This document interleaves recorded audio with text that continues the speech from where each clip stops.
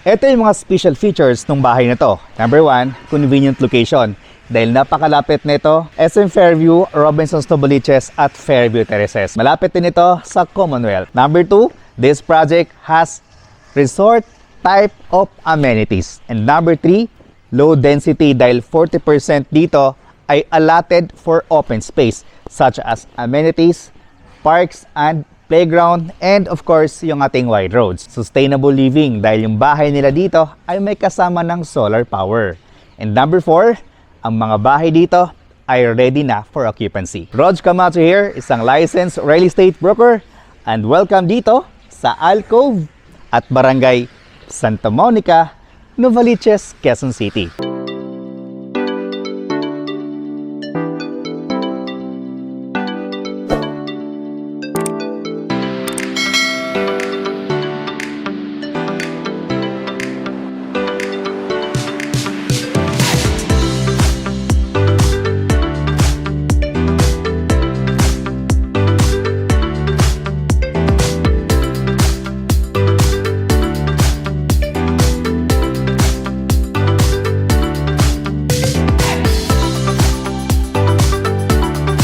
Future homeowners and investors, dito tayo ngayon sa Alcove, sa Barangay Santa Monica, Novaliches, Quezon City, para i-feature natin itong napakagandang bahay. So sa mga future homeowners and investors natin na naghahanap ng resort type of amenities, na naghahanap ng convenient location, na naghahanap ng isang klase ng community na maraming open space, kasi itong project na to ay 1.3 hectares and 40% of that ay dedicated po sa mga open space. So unlike other projects na 20 to 30% ay allotted for open space, dito mas nilakihan nila dahil ginawa nilang up to 40% yung open space.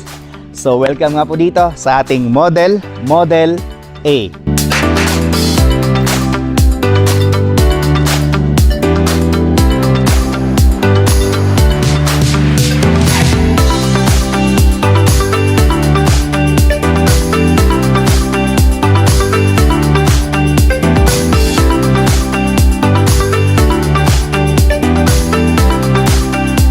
This is the Model A, Townhome Model A, with a minimum lot area of 98 square meter at ang kanyang floor area ay 205 square meter.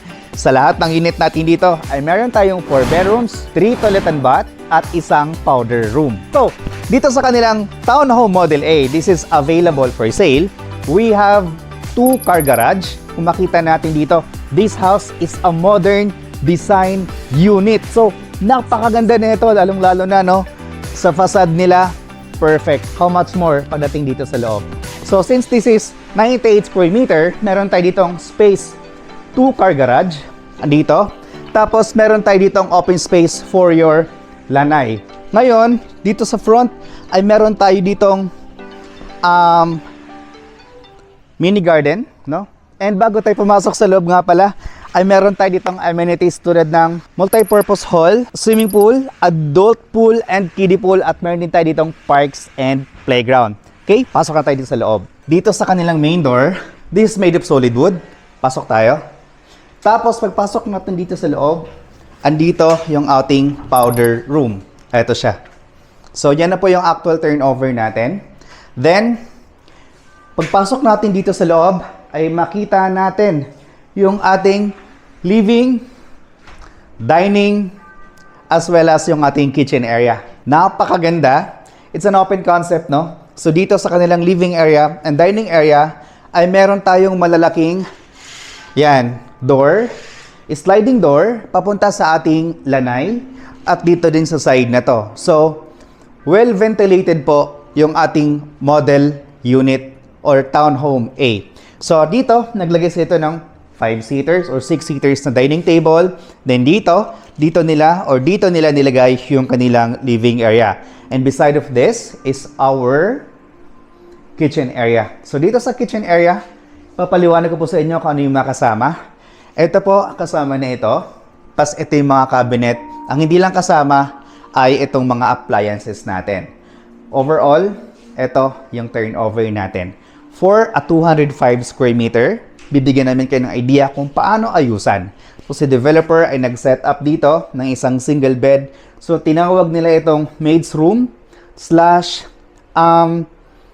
PWD room, okay? Or po pwede rin nating multi-purpose room, no? Kasi pwede sila ito mag-set up ng kanilang table kung sila ay work from home. Then dito, since ito ay naka-set up for maid's room, ay may kasama na rin itong toilet or bathroom. We have the toilet bowl, lavatory, and of course, yung ating shower area. Okay, so next, dito sa second floor, dito sa stairs natin, yung steps natin ay solid wood. Yung railings natin dito ay solid wood din. So, dito sa second floor, buong second floor ay master bedroom. Check natin. Wow! Guys, so napakalaking kwarto. So, this is a total of 36 square meter floor area. This is your bedroom and you have your balcony. Yan. Ito siya. So, L-type ito na balcony hanggang dito.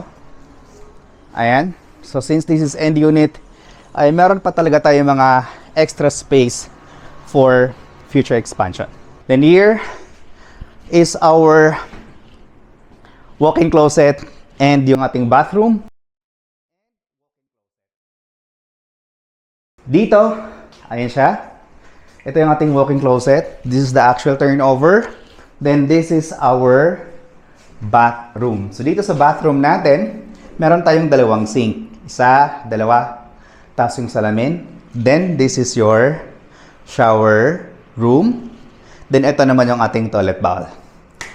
Ang ganda ng bahay, di ba? Sa CR pa lang, talagang wala ka na masabi. And, syempre, baka ko makalimutan ng lahat, no? Munti ka natin makalimutan ito. Meron pa tayong space dito. Balcony natin.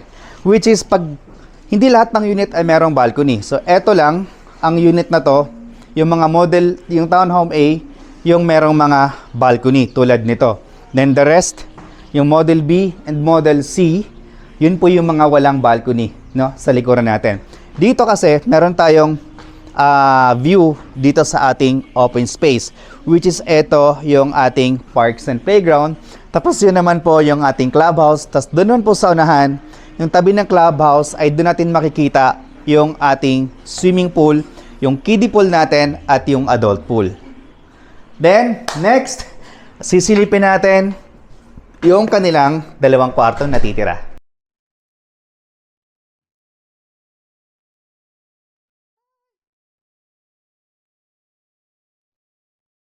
Ganon din yung stairs natin, ang steps natin paakyat sa taas, lahat ito ay solid wood. Dito sa ginawa ng developer ay naglagay sila ng idea kung paano pa natin i-maximize yung space na to na nasa more than 1 meter, no, na hallway. So dito, nag-set up sila ng table for parang work from home. Kung meron ka pang natitirang mga trabaho, kung meron kang dinilang trabaho sa bahay, ayan, meron pa tayong enough space for that para sa inyo. Then this is our bedroom number 3. So for our bedroom number 3, guys, para siyang spa. Para may massage area. So by the way, no, binigyan natin ng idea kung gaano kalaki pa yung space natin dito sa ating bedroom number 3. So naglagay sila ng dalawang single bed, merong space sa gitna, merong space sa bawat gilid. This is included sa turnover, yung mga cabinet natin. So dito, nag-set up din sila ng TV para hindi na kailangan bumaba pa kung gusto nilang manood ng TV. Then dito, we have wide windows din for natural light and ventilation sa lahat naman ito ng corner unit natin.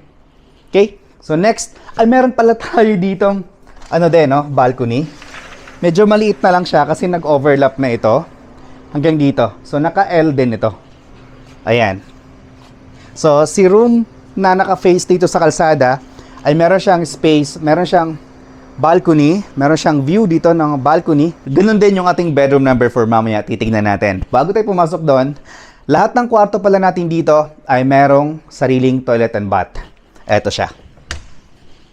This is our bathroom sa bedroom number 3. Separate yung ating shower area sa ating toilet bowl and of course yung ating lavatory. Okay, next is our bedroom number 4 or yung last bedroom natin. Alright, so this is our last bedroom. So dito, malaki din yung space natin. Si developer nag-set up dito ng isang double-sized na bed. Meron tayong table doon. Etong built-in cabinet ay kasama na sa turnover. Isang malaking bintana. Papunta din sa ating balcony. Later, pupuntahan natin. Then, eto naman yung ating own toilet and bath. Shower area, water closet, and of course, yung ating lavatory. Then lastly, is our... Yan, meron pa rin tayo ditong, space, no? Or balcony para meron kayong view dito sa inyong children's playground or yung amenities natin. Ito na yung price for our townhome with a minimum lot area of 98 square meter at ang kanyang floor area ay 205 square meter. So this model unit has 4 bedrooms, 3 toilet and bath with powder room and 2 car garage. So semi-furnished yung turnover neto. So yung price natin dito kasama yung ating miscellaneous fee like transfer of title and VAT, 22,502,659. Then yung ating down payment para makalipat kayo is only 20%. 4,500,531. Bawasan natin ng reservation fee na 100,000 pesos at yung matitira doon ay pwede pa nating i-divide up to 12 months ng walang interest. Then, yung ating monthly down payment for 12 months is 366,710. Then, yung remaining balance natin na 80% is yun ay loanable through bank financing. For 20 years, yung ating monthly amortization is 150,576. Yung required income para maka-avail dito is 300,000 pesos. Para naman sa ating mga future homeowners and investors na gusto ng mas mura at gusto nila dito din sa Alcove, meron din po tayong mas mura dito with a minimum lot area of 66 square meter at ang kanyang floor area is 150 square meter. So again, ito ay may 4 bedrooms, 3 toilet and bath, isang powder room at 2 car garage.